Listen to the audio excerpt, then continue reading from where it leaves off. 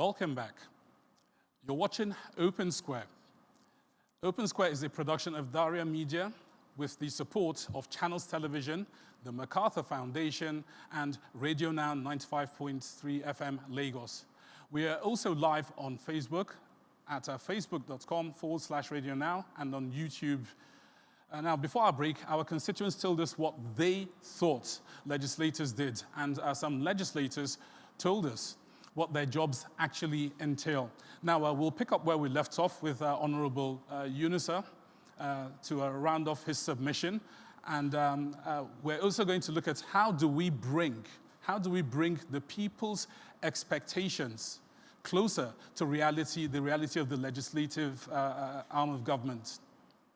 Now, deepening our understanding of the legislature begins with town hall meetings like Open Square, like this one. What else do we need to do? Is this enough? What else do we need to do? Right, let's come back now to Honorable Yunusa Abubakar. So before the break there, you told us, for example, a representation, you said it's very vast. And you said something very, very important. Apart from representation, that representation must be in consonance with peace, first of all, good governance. My people might want something. For example, people from another constituency might say it goes against their principles, their lives. So how do we reconcile? So it's very important. Could you please continue? No, thank you. And to deepen it, when I say representation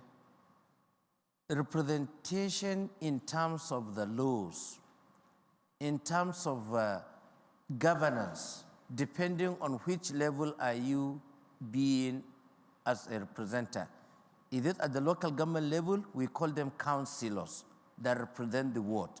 It is at the state level that we call them State House of Assemblies that have a group of ward, 3, 4, 5 that make one state constituency. Or is it at the level of the national, which we have 2 bicameral chamber, the chamber which is the senators, 3 per state, or is it the House of Representatives that go by the demography of the state? Now, at each level, like we in the national, we don't do something different between the reps and the senators. The senators and the reps are one and the same thing. In fact, it is only the chamber that separated us.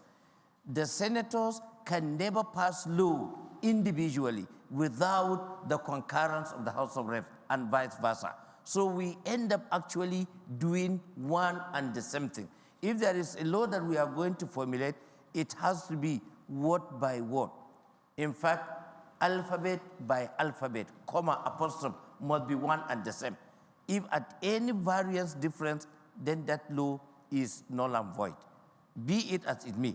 Representation, you as a representative, make sure that these laws, how does it deepen? How does it help your constituency? Number 2, just like he said, how does it promote comfort, welfare, security of your constituent? Then you now look at the appropriation is part of the law that we did, and it is part of our oversighting function. Now funds are being appropriated. They lay it before you. You peruse this document. Where does my constituency benefit? Then you raise those. Just by way of an example, during the 8th Assembly, we discovered that, like the road network in the country, 70 to 80% were concentrated in only one part of the country. I won't mention name. But it is the duty of the legislators to argue, break it down. By so doing, you are doing your job. And the misnomer is that our constituent doesn't even know our roles. So when we are perusing the budget, you hear words like padding. They are putting it for their own interest, to further their owners, not knowing that we are doing it for the constituents' interest. So that issue, the call for education, is very, very important. Now, you look at the governance, the government's architect. How does it favor your constituency? And don't think that I'm selfish. If Yamal Tudeba is there, Numan is there, the country is divided into 360 constituents. Every constituency must be treated equal. what is good for the good is also good for the gender. So as I'm fighting for my own, Laori too is fighting for his own, but we must find a meeting point. Okay, all right, Honorable Yunusa. Now, this is the reason we have the town hall, because it's to bring you with the constituents so we have an understanding and there's clarity. So let's start with the constituents in Taraba. Now, Honorable Yunusa says, it's their job to act in your best interest, and during appropriations, they introduce some of these things in your interest.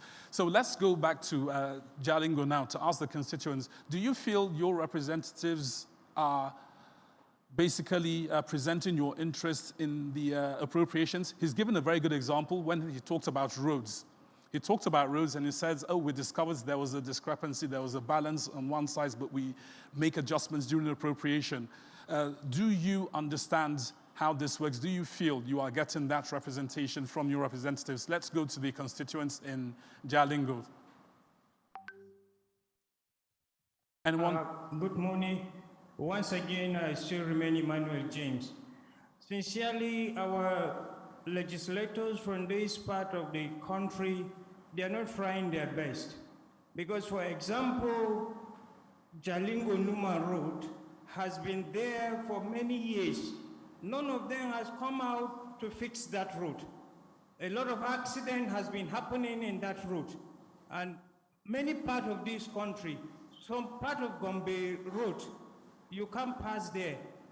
And some other parts in Adamawa State, seriously, our legislators from this part, they are not representing us as we expected. We are calling on them to pass laws that will benefit the constituents, not just going there to stay without coming back to listen to the plight of their people. Okay, Emmanuel James, while we still have you, Emmanuel, let's just quickly go back to Emmanuel. I think let's start calling for specifics. You say let's call for laws so we get proper representation. What law, for example, would you like to see a representative from that part of the country, take up? Give me an example of something you would like them to do specifically. This is the reason we have the town hall, so we can look at each other and say, look, I'm not happy with this, please, what are we going to do about it? Then the legislators now come in and tell you, this is what we can do about it. So instead of saying, let them make laws that will benefit the people, it's such a wide term. Let's try to narrow it down. Give me an example of something you would like. Particularly in the aspect of infrastructures, like the roads that I've talked about. Some part of the state in the northeast, you can't cross them. So they should try and develop and construct roads in our areas. And in the aspect of youth development, most of the youth are just there doing nothing. Let there be empowerment for the youth in order to benefit, also to reap the dividends of democracy, to know that someone is representing them. Seriously, the youth need job, need empowerment, and so on. In the aspect of water, pipe-borne water, some areas where cows are drinking water, that is where we are fetching our drinking water as well. We are struggling with cows, with animals in the bush to fetch water, where our lawmakers have the capacity to do boreholes in those areas. So I'm calling on them specifically on the roads, youth empowerment, and water aspect, water supply. They should try and do something about that. Thank you. Thank you so much, Emmanuel. Let's bring it back here to Gombe. Let's try someone who's not spoken before. You, sir, in the red tie with the suit. I would like to have our legislators come up with laws and policies for continuity in projects. Now, for example, you will see so many abandoned projects around. It's because if every government come on board, everybody wants to start afresh from so that they will have their name chronicled in time about they have done this project, they have done that project. So in instances where you find out that they are out of office without continuing that project, you will now discover that if the next person now comes on seat, they will not think about that other project that is still there, especially if it is from a different political party.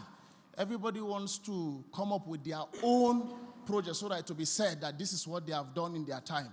I believe if we can have a policy, a law on ground that will ensure that everyone who is coming to office will complete those projects on ground, because these projects have been started for the interest of the people, so that when we complete these projects on ground, then we'll begin to build up. And in the next 30, 50 years, we'll be happy for where we are. Thank you. Thank you so much, Joshua. We'll take one more. You, sir, with the light brown kaftan. Good morning, everyone. My name is Najib Sani. I'm a journalist here in Gombe. My question goes to the lawmaker from Taraba State. Somebody said that, suggested that as lawmakers, he expects you to, train youth various skills so that they can be self-reliant. But in your response, you stated that it's not the duty of the lawmaker to do that. But we have that notion that lawmakers collect constituency allowances. Don't you think that it is good for the lawmakers to channel those resources into a development program like that? Thank you. Thank you so much, Mr. Sani. We will touch on, again, the area of... Okay, I see there's still a few more people who want to be heard, and this is why the town hall is here, because of you. So you, sir, let's start. We'll come back to you. Please, sir. Mr. S.G. Idris from Bauchi Central, Bauchi South Senatorial District. I have some 2 or 3 issues. One is on these issues of Northeast Development Commission. The major problem in Nigeria at the moment is the issue of security and misplacement caused by insecurity. In the wisdom of the last assembly, we had a commission in the Northeast, which affects virtually all the 6 states of the northeastern part. From what we've been following antecedents, the Northeast Development Commission have not been functional, and rightly, the member rightly pointed out that one of their major responsibility apart from lawmaking is an oversighting the executive to ensure that money appropriated for certain projects are actually carried out. And majorly, why some of us keep having this confusion that we expect more than the constitutional duty of the members of the House of the National Assembly, of the legislature generally, is because of their posture. If I could remember in 1999, when we returned to democracy, the first issue we had was wardrobe allowances for the members. It becomes a major national issue. Today, if you are talking of major backlash between the executive and the legislature, it's always on this area of constituency allowances, projects, and the development we have seen. In most instances, members are concerned about some of these projects because they bring those who will do the contracts and give them their kickback upfront. No, these are facts.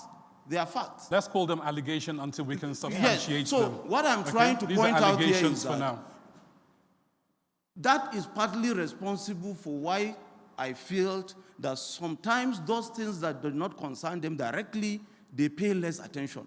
The Northeast Development Commission would have been a major boost in solving the issues of displaced people in the Northeast, but you see that the activities of this commission is going unchecked. I have had cause of writing even petitions on behalf of certain organizations which feel they are IDPs, but they are not being attended to. They see what is meant for them going to the general market, and nobody is there to fight for them. Okay, that's one. Let's give somebody else a chance because there are quite a few of you. But thank you for your submission so far. There's a hand right at the back there. You, sir. Good morning, all. Good morning, all. My name is Chima Zubiki. I write for Punch Newspaper in Gombe.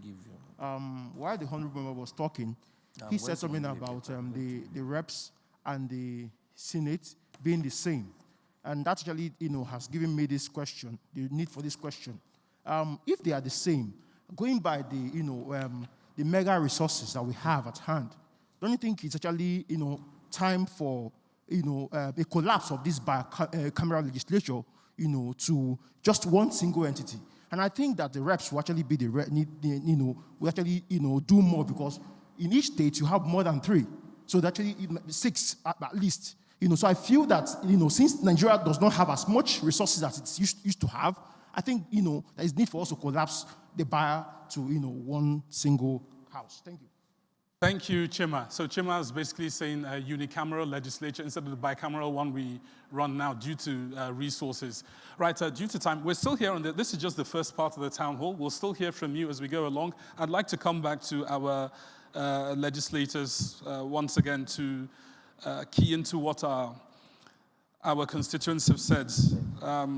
Emmanuel from Jalingo, let me start with Honorable Lowry. Now, Emmanuel from Jalingo was talking about, he was specific, he said the Jalingo-Numan roads, he mentioned jobs for the youth, he mentioned empowerment, he says, legislators should factor in boreholes.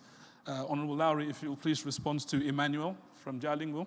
Yes, thank you, Emmanuel, for that your observation. Let me tell you, the legislators are working on that. I remember there is a joint motion on that Numan-Jalingo road. And also that of Gombe Numan road, which I did move that motion of Gombe Numan road. And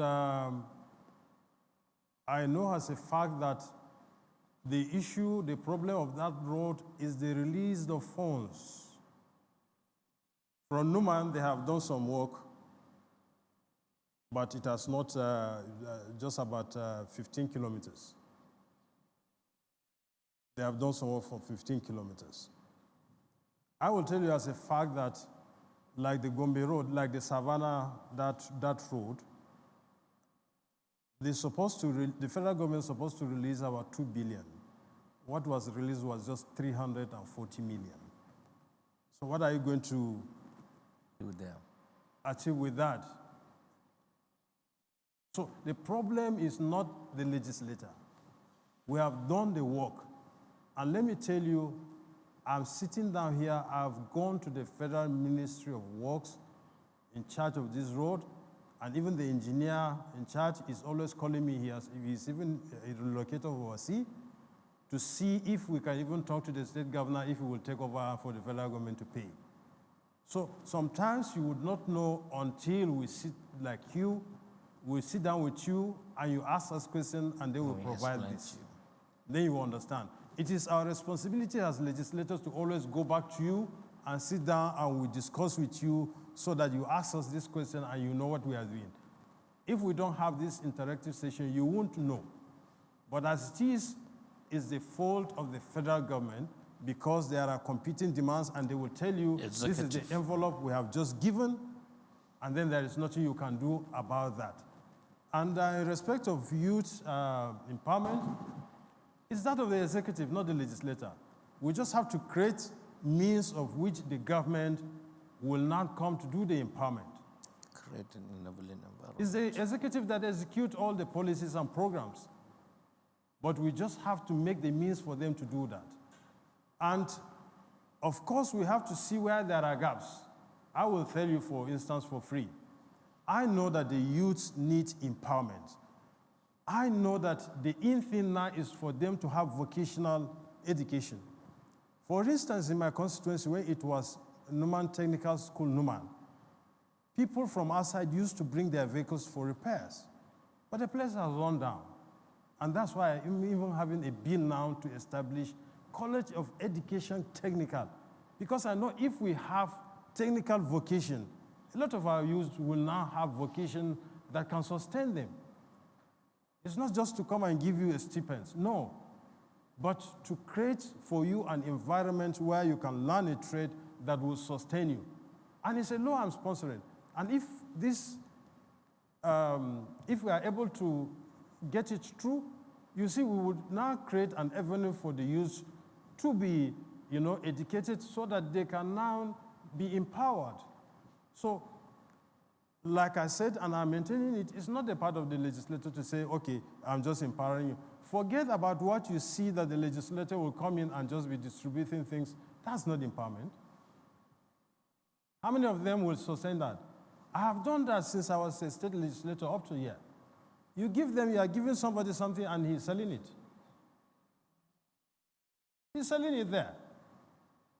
So I believe the best way is to create more vocational centers to train this youth because if you train them, then they can now, whatever they have, they can now have sustainability. And in respect of the issue of continuity of projects, I agree with you, the person from Mubi. You know, we have this problem. That's why initially I brought the issue of Indonesia. If you have a project, why can't we codify it? And our responsibility as legislators to codify it. If we do codify it, whoever is coming will not have any option but to conclude that. And we know that if it is finished and the law, by evolution of time, you know, will be removed. We cannot repeal it. And it will help this country. I believe so much in that. You know, it will help us considerably. Northeast Development Commission, yes, there may be problem, but let me tell you, Northeast Development Commission was the baby of the legislator. We formed the Northeast Development Commission because of the problem. It was not the executive. We, the legislators from the Northeast, sat down and said, look, with what we are passing through, we have to do this. And we did that, and we put the pressure on the president, and he signed that bill. Thank you very much. Okay, let me continue now regarding the Northeast Development Commission. Let's come now to Honorable Abubakar. Now, the constituent here, that's Barrister S.G. I have them. Let's save time. I have them. Let's just save time. Okay. We need more time to do the elucidation. Yes. Yeah, stop the recapitulation. Okay. Can I just go ahead? Please, go ahead. Good. You see, the issue, just like my colleague have said, I will have approached the issue differently. When you have a wrong diagnosis, you end up having the wrong solution.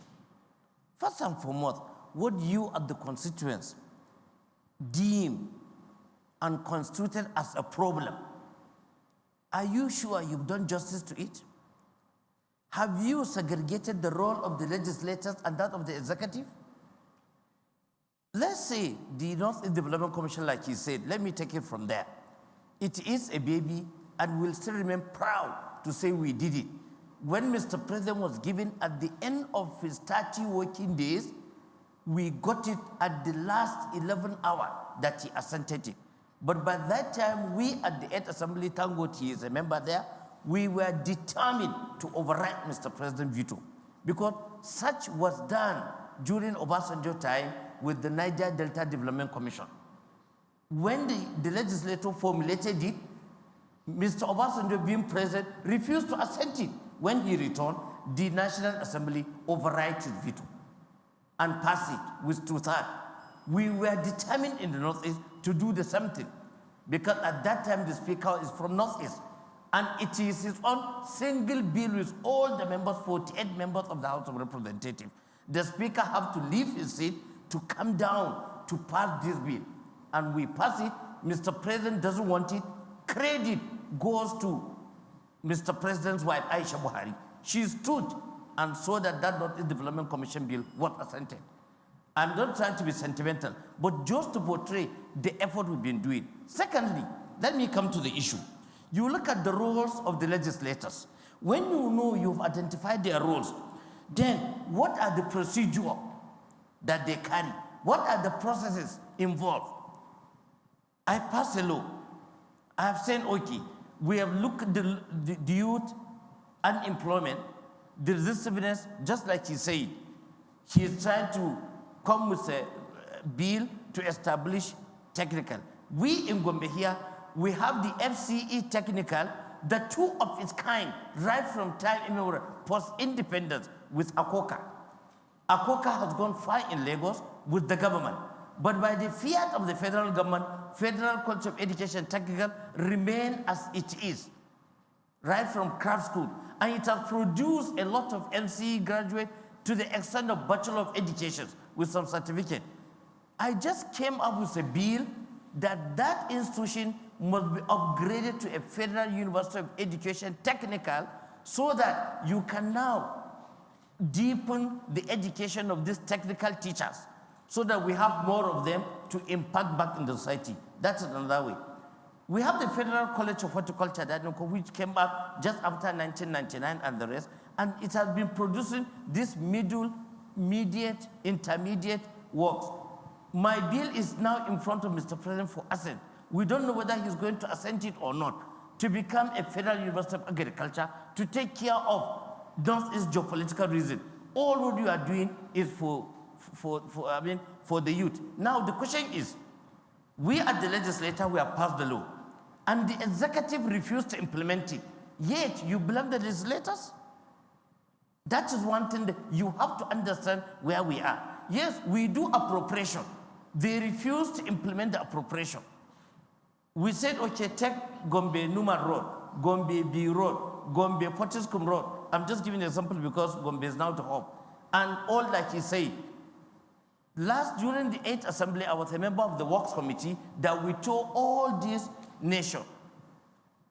Gombe Bauchi Road, that contract was given since. Look, follow the road now. Daria just passed the road and she was complaining. Till today, she needs massaging cream and painkillers. So Okay. when you All right. go like this, so what I'm trying to say here is that the legislators do their job. You people should know where to carry placard, either to Mr. President or to the lawmaker. And you ask your lawmaker to go and then you carry placard and okay, thank you, Honorable Abubakar. Okay, if you look at the bottom of your screen, there are numbers scrolling there for you to send in your WhatsApp messages. If you have comments, if you have questions, please send them in to the numbers scrolling at the bottom of your screen. Now we're going to take a quick break. When we come back, we'll talk more about our next clear, obvious destination, which is engagement. How often do our legislators engage their constituents? Because clearly there's a need for greater education. All of this when Open Square returns. Stay with us.